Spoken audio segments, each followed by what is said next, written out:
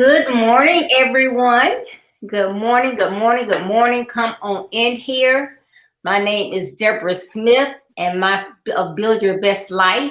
My platform is designed to assist high school age and young adult males as they follow my basic principles to overcome obstacles from their personal lives and society to build their best lives. I believe it is better to train early rather than to fix later. I'm so happy to be here with my girlfriend this morning with Real Talk. We're talking about real topics this morning. Hey, I can't breathe. Taser, taser, taser. You fit the description of a suspect. So thank you so much for tuning in. Anastasia, so glad you're here this morning. I am so glad to be here with you, Miss Deborah. There is so much to unpack. There is so much that has gone on lately, and I'm so thankful for this platform and for the opportunities that you created to be able to talk about these type of things so openly and so honestly and so regularly, as a matter of fact, too. Um, so since it is real talk, then, we've got to talk real. We've got to really say what it is that's on our mind and really express ourselves here. And so one of the stuff that I saw happened recently was the stop that was made in Orlando, Florida, with the two gentlemen that were on their bicycle on their way from the 7-Eleven and told to, you fit the description of some suspects that we're looking for, and made to crawl on the floor toward the police officers. What are your thoughts on that? Hey, to me, it just gets crazier and crazier. I mean, you know, you fit the description. That could be something that's real, something that's just made up in order to just stop somebody. Now, here, these two guys, they just came from the 7-Eleven. Clearly, you could see that they had their little, look like snacks in their hands. And it's, stop. You fit the description. And I mean, these two guys, they were like, hey, why? What? I didn't do anything. And I'm like cringing because I was like, I always taught my sons, don't say anything. The less you say, the better. But, it's like, hey, I didn't do anything. What? And then he's like, I can't hear you. I can't hear you. I got earbuds in my ear. Can I get earbuds out? And then that's when he told him, hey, you crawl, just crawl up here. And I'm like, how crazy is that? Why couldn't you, if you suspect them, you got lights, you got a flashlight, you could have walked towards them. You're going to make this young man crawl on the concrete. This is crazy. And then I'm like, okay, and what's this other thing? Is this something new with the stretch your legs out, cross your legs, uncross your legs? I was like, is this a Pilates class? What is he doing? I mean, this thing just seems so unfair. What is really going on? This is crazy. I don't know. I didn't know what to think of it because they were compliant. You asked them to stop, they stopped. You told them to put their hands in the air, even with the baggies of snacks in their hands, they put their hands in the air. You told them to get down, they got down. The need for you to then tell them, crawl towards me. What, you had too many donuts that day? Were you just not in the mood for your job? I've never, ever seen a video where a suspect, for whatever reason, was asked to get on all fours and crawl toward a police car. You've already stopped. You've got the lights flashed. You've got your guns out already. Yeah. You're already pointing your weapon towards me. Usually, we would see that they would just walk up slowly, still giving instructions or whatever else. But to further demean him, they told him to crawl over the concrete and the grass toward them. And what I'm finding so important is not only the dash cams that were in place for a lot of years, the body cams that are now in place, but the video that was shown was from the vantage point of the second rider. So he probably had in a helmet cam or something like that for his own protection. And if that wasn't the case, it would have been a you say, I say situation. And their say is usually the say, it's usually the final say. Yeah, and it's just crazy. I was a real advocate for the body cams because I was like, this will be great. This will be great because it'll protect the law enforcement. It'll protect the citizen. But now, like I saw two cases this past week, and both of the young men were killed. One was a teenager. I think he ran inside a school, and they said, "Oh, something happened to the camera." And then all you can hear is the scuffling or whatever, and it's like, "Oh, he took my taser, so I had to shoot him." But you can't see that. Right. And then here in Jacksonville, it was a domestic call at a hotel. The policeman went in. Now it's two policemen, so you think two body cams. They go in, they tell him the guy he has to leave. He puts on his shirt, and then I think he said, "I'm not going anywhere." He said something, but then okay, it's a scuffle. Then all of a sudden, no body cam again, and the man gets shot.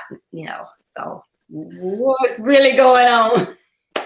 Yeah, I think that they are learning now that it's better to turn those off, turn the sound off, claim a malfunction, do whatever they can do.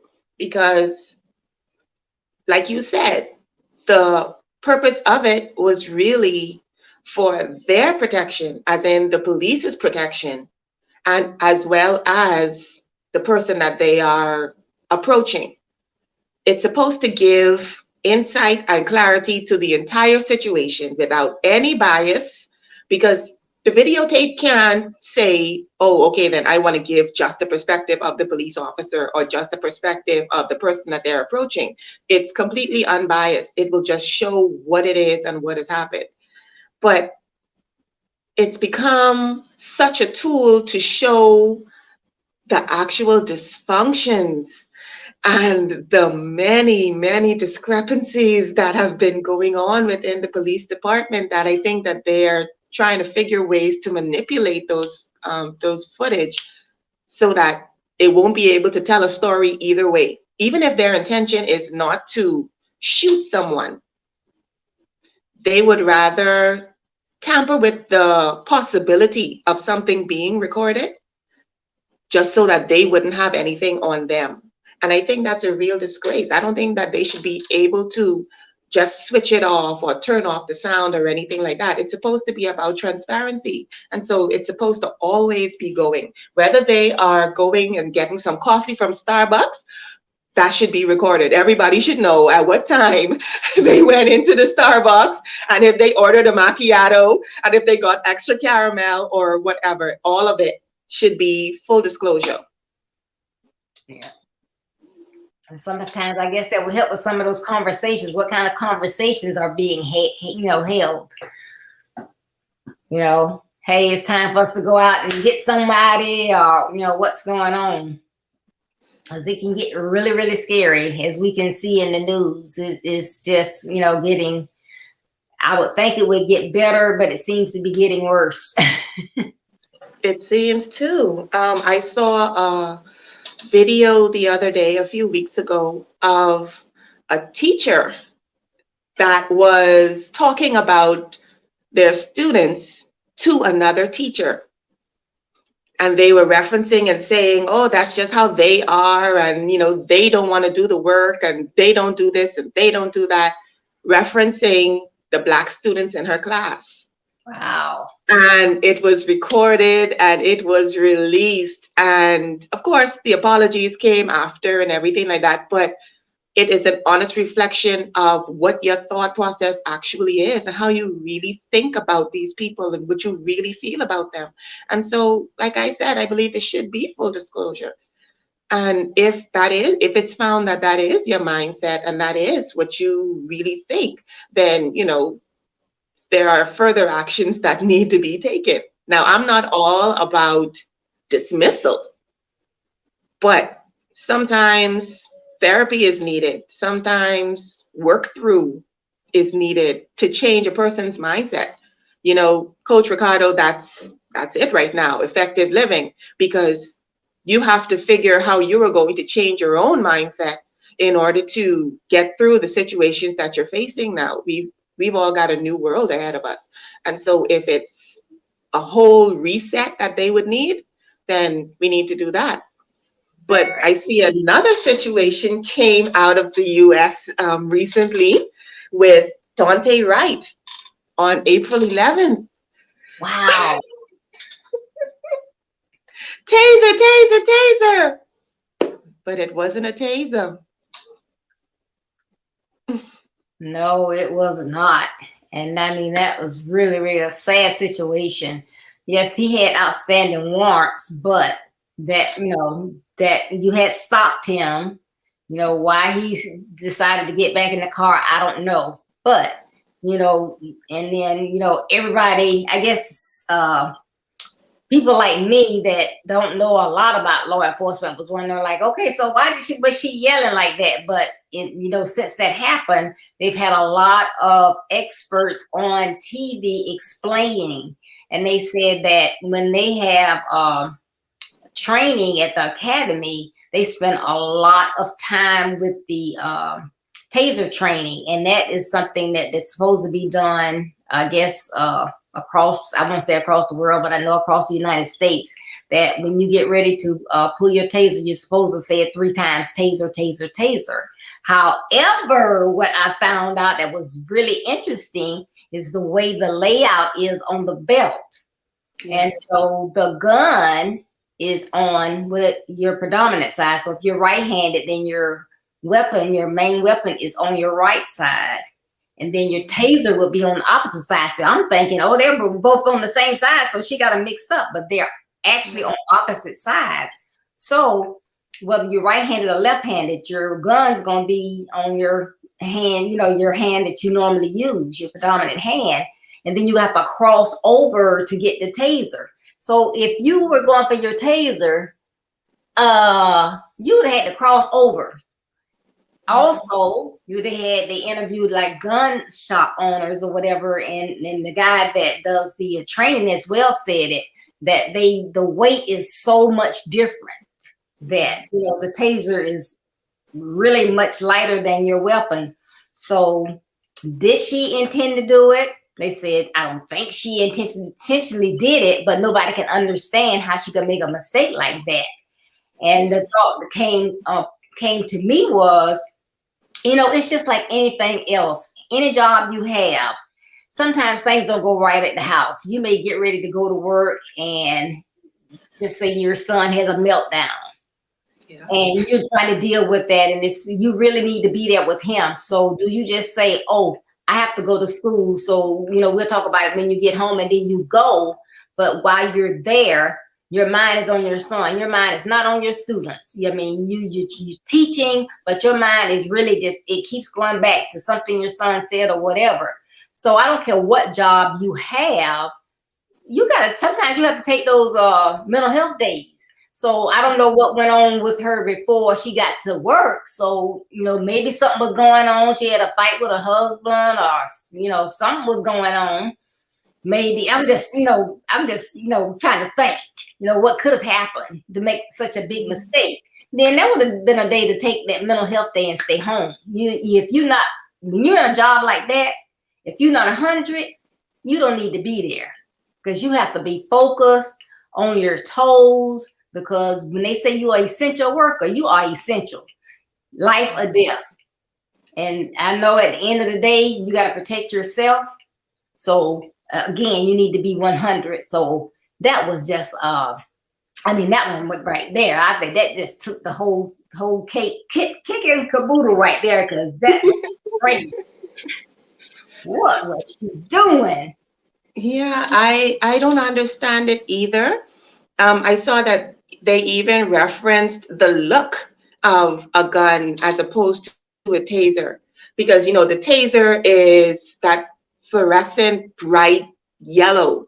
Mm-hmm. And so when you pull that out, like, not only is the size a factor and it being on the left or the right. But when you have to put it within your view.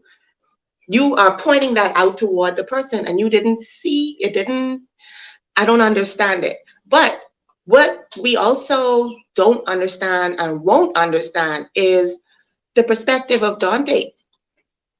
Because his life is now taken, we will never really know why he decided to run. Because at the beginning of the video, he was compliant. He came out. The first officer was attempting to put the cuffs on him and everything, and then she came in to assist or something like that, and he decided that, you know what, I don't want this anymore, and he was attempting to get back into the car. So we won't really know what was going through his head as to why his body language changed and why his decision changed, because she took that opportunity away from him.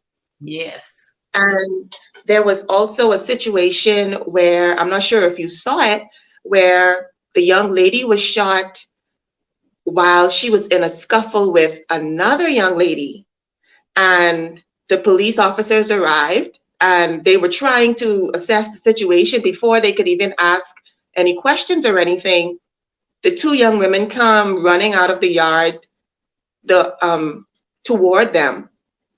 And one of them is holding a knife, and she's attempting to stab the other one. And when the officers saw that, he told them to, he shouted his instructions, of course, for a second, but then he fired on her. He fired 3 shots on her, and she ended up dying. Now, my thought is that, okay, there are persons around, family members of the young lady that was shot, and they're saying, oh, I can't believe you shot my baby, and so on and so forth. But the officer's actions were in the defense of a third party. She was literally chasing her with the knife out, like ready to go in. And so he had to make that split-second decision also to react and respond to what was happening. And now she won't be able to say and tell what was happening previous to it, what her mindset was, why she went for a knife, all of those things she won't be able to say, and she won't be able to tell anymore because her life was taken. And so we even had a conversation about it here. I was listening to the radio, and they were talking about, instead of a kill response, if you can just wound and injure. And then, of course, along with that is the obvious fact that when there is a person of a different persuasion, racially, basically when there's a white person, this is real talk, when there is a white person in these type of situations, or even more extreme situations, somehow you're able to de-escalate and bring the situation down, and they're able to be handcuffed to be able to stand trial and tell their story and what their state was and why they did what they did. But Black people aren't getting that much of an opportunity. So I'm not understanding this kill response, when with other persons it's let's de-escalate, or let's shoot them in the leg or in the shoulder or something like that, just so that we can get the situation calmed down. What's your thoughts on this? Yeah, I mean, I hadn't seen that particular one, but that kind of reminds me of, we may have talked about this last time, but that reminds me of the young guy, and they said he was having mental issues, but right. But his family members know he had mental issues. His sister saw him with an assault weapon. She didn't do anything. Said that would have been the time to contact the police or somebody. But he goes and he kills, 10 or 12 people, but he got shot in the knee. Huh? Yeah. What? You killed 12 people. You got shot in the knee. Why? Because you're out of color. I mean, that's the thing. I mean, that's the thing that comes to mind. And if I'm wrong, I'm just wrong. But that was just so crazy because you can't kill 12 people. You could have killed 12 more. That's somebody that you would think that they would take out, Yeah. but he got shot in the knee. So that goes back to what you're saying, and I don't want anybody to think I'm anti law enforcement because I have family members that are in law enforcement, but right is wrong. I mean, right is right and wrong is wrong, So that I'm not that at all, but I do see things and they're not right, And one of the things my son and I, we had to talk about, at the end of the day, you got to do what you got to do because I need you to come home. But you got to treat people like they're people. They're not animals, So, I mean, they're taught certain things and they have to, do what they need to do to survive because, of course, yes, they want to go home to their families as well. But if it is a matter of training, then we need to do some training all over the United States, the Bahamas, everywhere. They need more training because you need to be able to deal with people with mental health issues, other type issues, or on drugs or whatever. Get that training. I'd rather you take so many out of service to get that training than for this to continue to go on. There's a cause and effect. If it's not bias and prejudice and hatred, then it's something else. So whatever it is, you need to get a handle on it. You know what I'm saying? Because it's just ridiculous. We take 2 steps forward and 5 back. Because this kind of stuff was going on. It was interesting. Rodney King? Yeah, Rodney King's daughter was on. They interviewed her. Now, how many years ago was that? It was back in the 80s. Yeah. On in, Uh-huh. So it's not getting any better. People are like, well, why y'all complaining? Why are you saying this? Y'all got jobs, y'all. But can you look at history and look at now and tell me how it's better? It's not better. Right. We have more cameras. We have more evidence. We have an abundance of just information. That's one thing that has definitely changed from the situation with Rodney King, where just a simple camcorder got pulled out from a ways away. We have more cameras, we have better cameras, and we have more information. And everything is still pretty much the same. It's still pretty much the same. The songs that, the rap songs that used to be out in the 80s and the early 90s and stuff like that. Ice-T, he got all kinds of flack for his song, Shoot the Police, and everything like that. Ice Cube and them, NWA, they always talked about the treatment of Black men even then. But it was just songs and, there was no real reference. It was just the telling of the stories and the accounts of what they've been through. And now there is full-on video.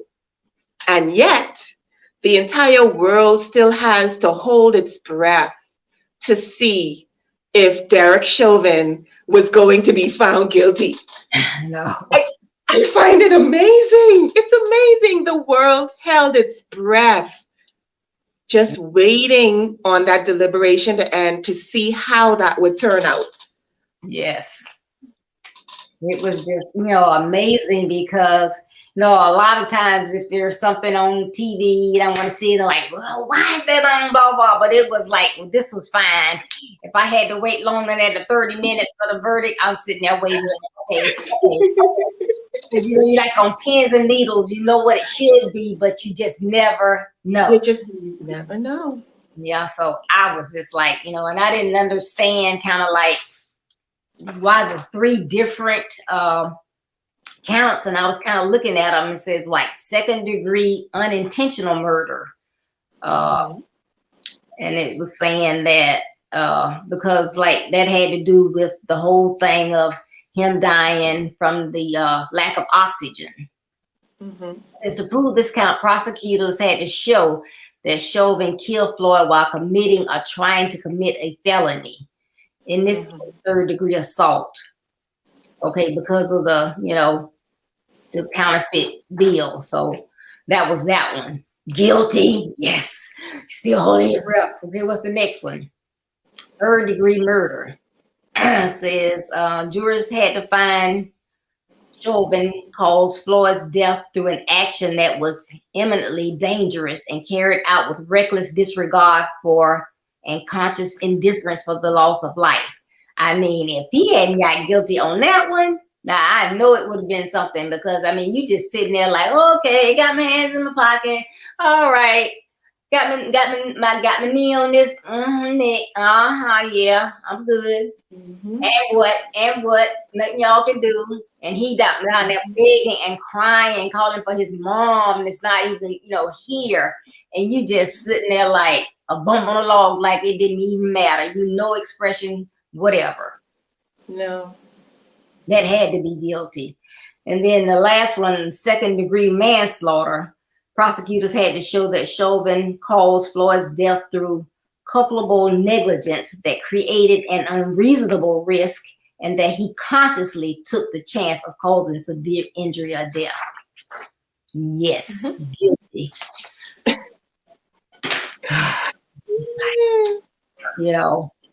And I just hope, that, we got 3 guilty verdicts, and but you had policemen that testified against Chauvin.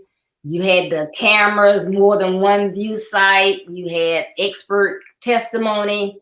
So yes, we got these, but is it going to get better? Is it going to make a difference going forward? That's what we need. We don't need to get something better and then it just stops. You're absolutely right. I'm not sure if for that exact reason, I can consider the verdict a big win because it's still laid on the video that was recorded, that 9 minutes and some, where the world was able to see that, this is the unedited, without any particular point of view account of what happened. And that is what is so awesome about video. It is absolutely unbiased. It will not just tell your story or mine. It's just going to show exactly what it is. And at the point where he started asking for his mom, and he's continuously saying, I can't breathe. And I actually saw persons commenting as the trial was going on and saying, if he couldn't breathe, then he wouldn't have been able to say, I can't breathe. Or, they have these persons coming in now, but they're not saying about his past offenses and his criminal record and all the rest of these things. And all of it just sounds like victim blaming to me. All right. That's all it sounds like. It's usually you would hear about victim blaming in cases of rape. Oh, well, why was her skirt so short? Why was she walking by herself in the middle of the night? Why didn't she have someone with her? Oh, she knew him. Why did she let him in the house? And so on and so forth. That's victim blaming. No is no, is no, is no. And if I am walking down the street naked, it does not give you the right to then violate my body. Right. If I allowed you into my house at 2 o'clock in the morning, which we all know, what kind of time that is, at whatever point I say no, no is still no.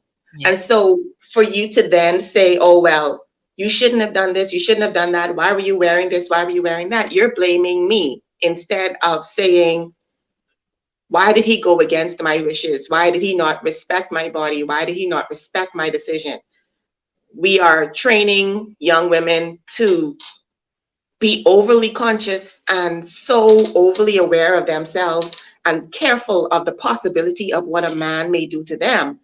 And we're not having enough of these conversations with men to say, and particularly young men, because this is not a conversation for when you're in your 30s or 40s, but when you're in high school and going into college and things like that, and you're about to walk into the world, that conversation needs to be had about respecting a female, respecting decisions, things like that. And I do not understand how you can watch the video of George Floyd's death, see the state that he was in, watch his body go limp. His body literally went limp. They tried to sit him up and prop him up and everything, and he just wasn't doing anything on his own.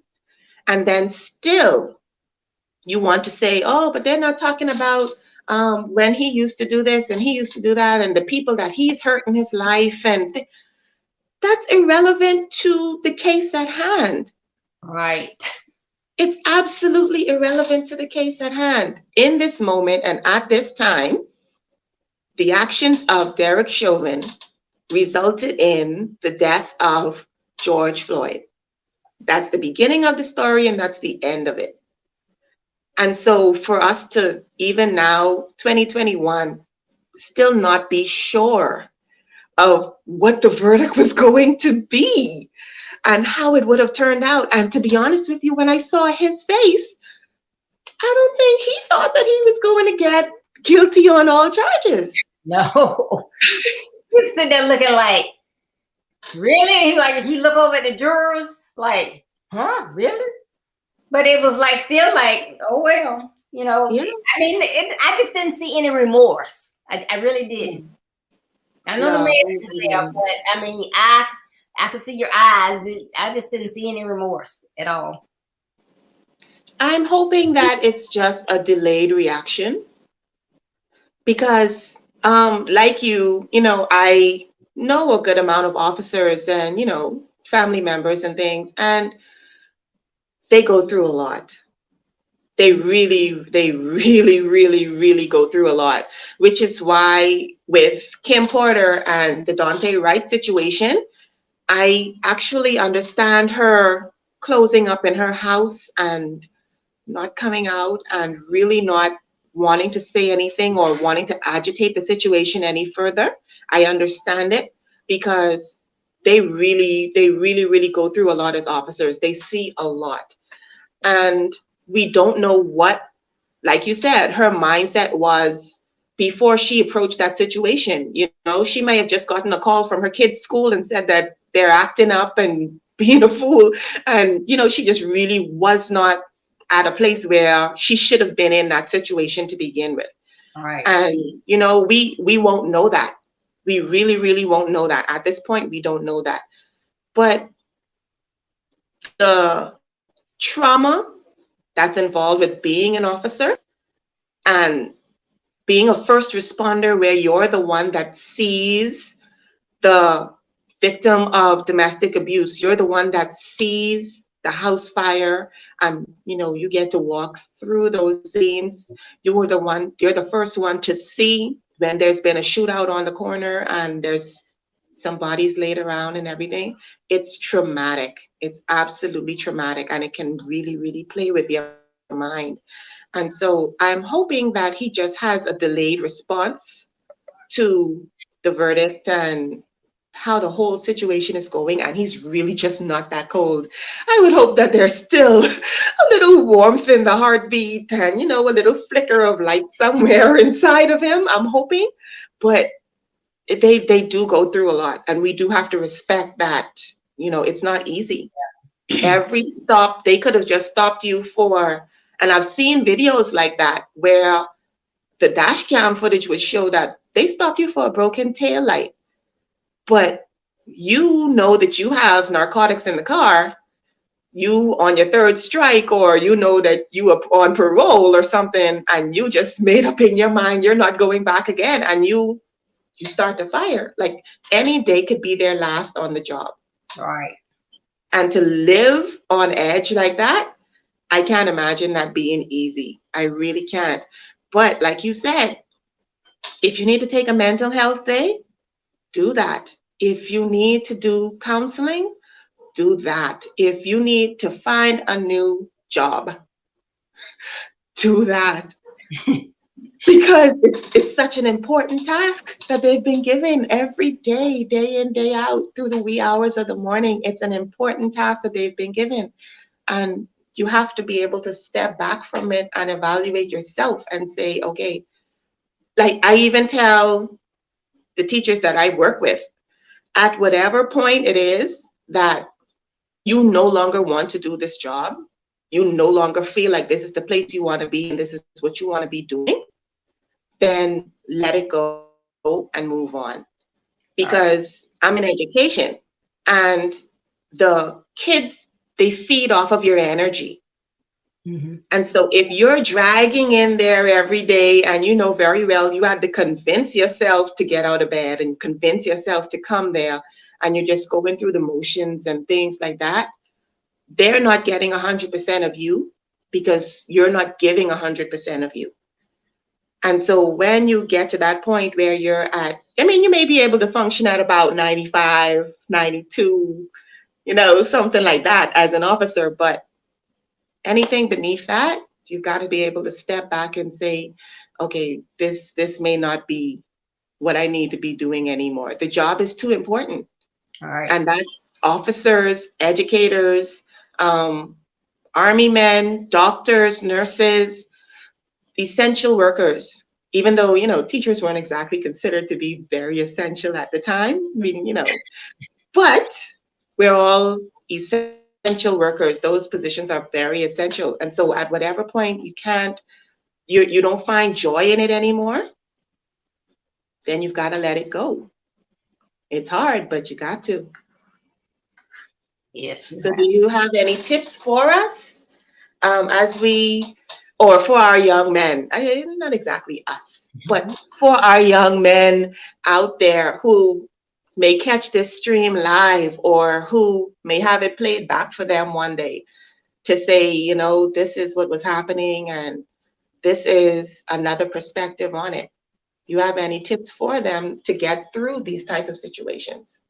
Yes, I do have some tips, and thank you so much, Anastasia. That was very enlightful, what you said. But I do want to say this, and as Anastasia said, law enforcement is essential, and your jobs and your lives are on the line. And this is in no way a law enforcement bashing session. This is No. just real talk. Because like I said, I have family members in law enforcement, and anytime I get close to an officer, I always say thank you for everything that you do, because they do have hard jobs. They're people just like everybody else. They have feelings like everybody else, and at the end of the day, they want to go home to their families. So tips.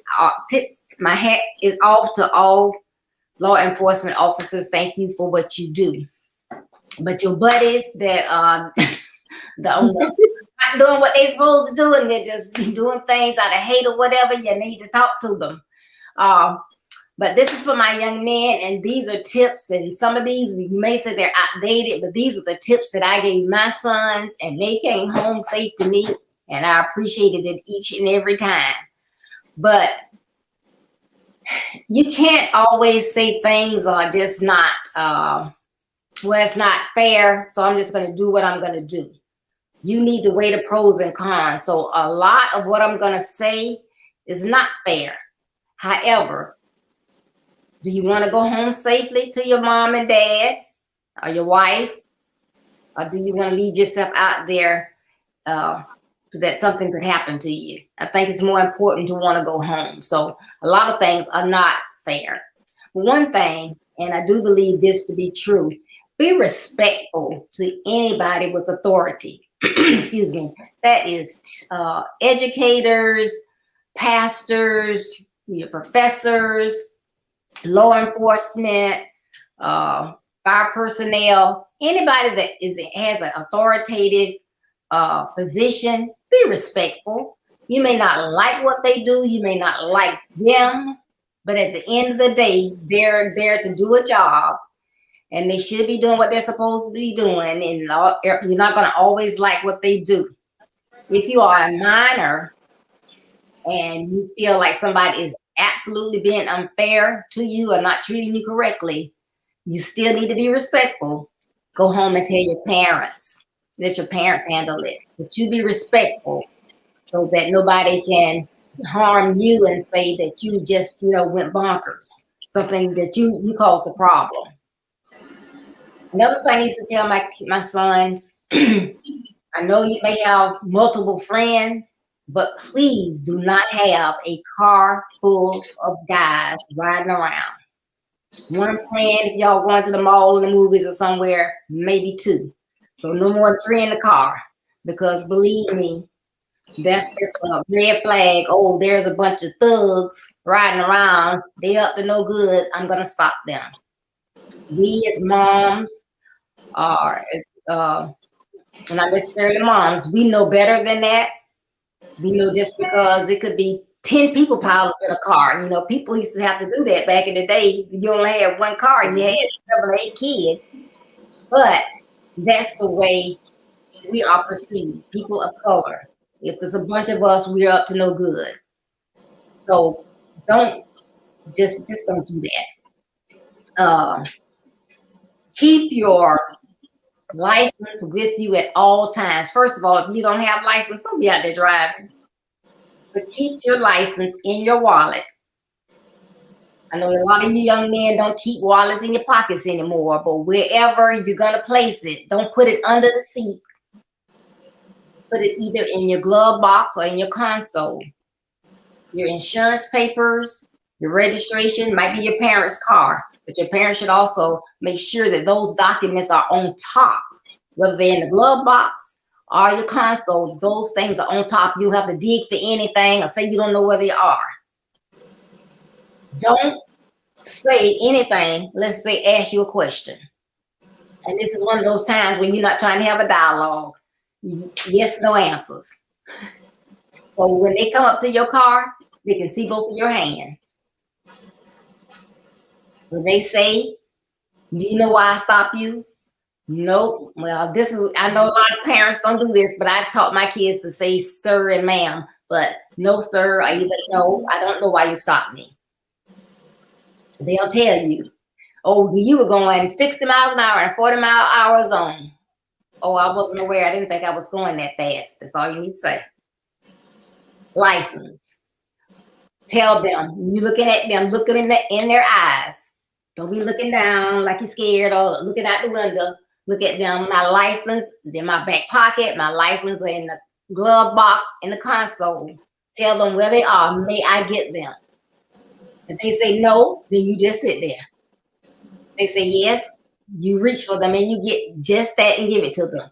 They ask for your insurance registration. Tell them where it is. You give it to them. You don't need to have a debate. It's not a debate session. If they're going to give you a ticket, get your ticket. If you didn't do it, then they have courts for that.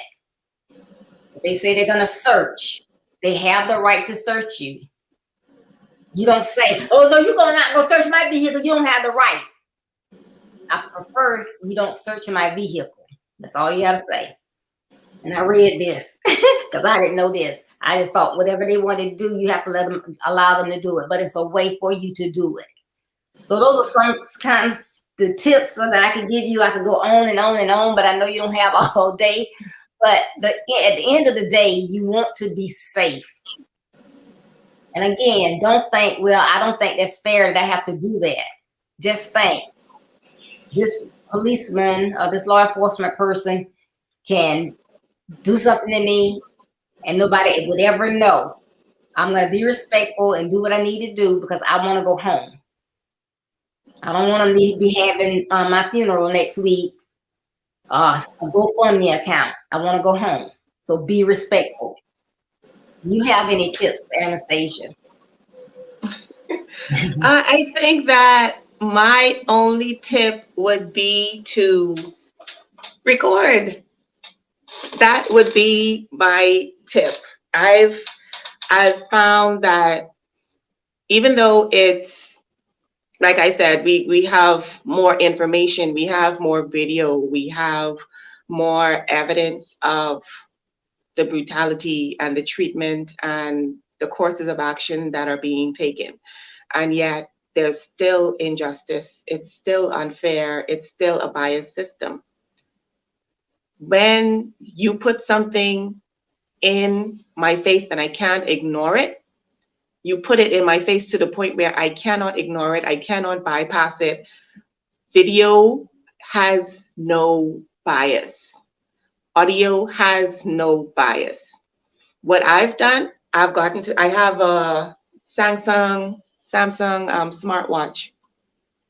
My watch is downloaded with a voice recorder, and the recording itself goes straight to my phone. My phone is plugged into my laptop, my tablet, my desktop at work. There is no way to hide what it is that you've done to me, okay? There is no way to hide. My best friend works for law enforcement. And so whenever it is that I am in an area I'm not sure of, or there's something happening I'm not sure of, guess what? My phone and my watch, they have an SOS feature. You click on it, you click on a certain button 3 times quickly, and then it'll send out a message it'll take a picture with your front and back camera. It'll send your location, and it'll record audio for 5 or 10 seconds and send it to whoever it is you have on your emergency contact list. Listen, there are things that you can do and ways that you can go about things that you can't just fall off the planet and nobody knows where you are, what happened to you, what's going on, okay? You have to make use of this modern technology that we have. There are some awesome, awesome things out there. I know that we always used to make fun of the little life button that older people, that was advertised for older people. If I'm falling and I can't get up. Yeah, it seemed funny at the time when it first came out, but guess what? We're at a place where documentation is important. Yes. It's very important. Let's create situations where it's not a you say or I say, but this is what the recording says. Now, whatever happens after that and outside of that, you can't control all the time, because we know that, there can be all the evidence in the world and it's still not turn out the way that you expected it to. Case in point, the Brianna situation.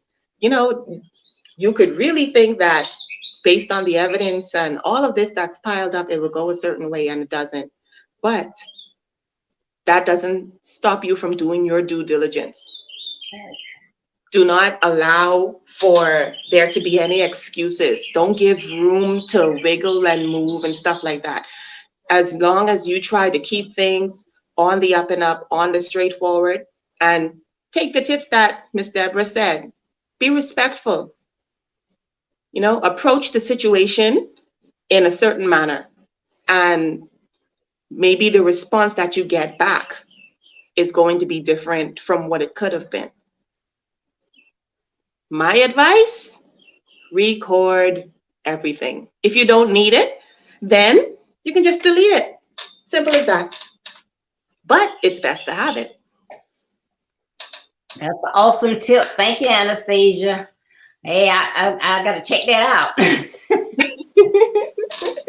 Now, I don't know if you're an iPhone user. My sister and my kids know very well. I don't bother with those stuff. But I know Samsung got us on point. Okay. Yeah, I'm the iPhone girl, so I check it out.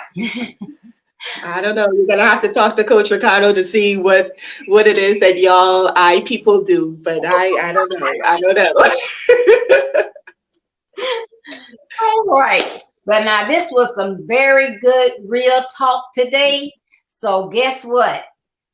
Y'all gonna have to share this. Anastasia, you're gonna have to share it. I have to share it, and everybody that's on has to share this. We need to get this one out there, so as many of our young people can hear this, female and male, can hear this as possible. This was some great real talk. So thank you so much, Anastasia. And I just quickly want to give you some events that I have that's coming up. Of course, I have a pastor's chat that will be Tuesday at 6:30 p.m. Eastern Standard Time. We have Minister Stephen Todd that will be coming on as my special guest. So please tune in for that. And then I cannot believe it is almost here, 1 week from today. My second annual Mothers with Sons seminar, May 1st, which is next Saturday, beginning at 10 a.m. Eastern Standard Time, and it's going on until 3 p.m. Eastern Standard Time. And I know everybody says this, but you don't want to miss this. Our topic is Help My Son is Growing Up. We're going to begin at 10 a.m. with Sabrina Williams from Chicago, Illinois. Followed at 11 a.m., Brady Robinson from Dallas, Texas. 12 p.m., Miss Anastasia Smith from Nassau, Bahamas. 1 p.m., Carol Crocker from Dallas, Texas. And 2 p.m., Latricia Taylor from Jacksonville, Florida. These ladies are going to engage you, equip you, encourage you. You don't want to miss out. Please put it on your calendar. Write it down on your whiteboards. Put it on your desk. Wherever you have to put a reminder in your phone, on your calendar, please tune in. And I know you may not be able to stay on for the entire time, but pick a time, come on. We will be there from 10 until 3. So please join us. And Anastasia, you want to tell them about your website and your platform? Thank you. My site is, my Facebook page is Be Becoming. It is focused on youth mentorship. It is focused on accountability training. It is focused on educators training. The whole point of reminding everyone and us remembering to be becoming is that you should not be stagnant. You should always be working towards something else. You should always be becoming more and becoming better. And so that's what the focus is. It's a movement, it's a mission, and we've got it going. All right, you heard her. Be becoming. Follow my friend Anastasia. And I thank you so much for tuning in today to Build Your Best Life. Please visit my website, www.buildyourbestlife.org. There you can find out everything about my platform, calendar of events. You can get an autographed copy of my book, Build Your Best Life. Believe me, you want to have a copy so you can assist the young man, or you can have it for yourself. It is a life changer, and you can get a autographed copy on my website as well. If you want an e-copy, Amazon.com. If you're in the Bahamas, Anastasia has copies. So You have no excuse. Get your copy. Thank you so much. And as you travel on the road to building a better life, there will be distractions, pitfalls, rough terrain, and detours. Don't let any of these negative aspects of your journey stop you. Though they may slow you down, keep going to be a better you so that you can build your best life. And remember, building your best life is our business. It's not a slogan. It's our commitment. Thank you. Be blessed and enjoy the rest of your day. Bye.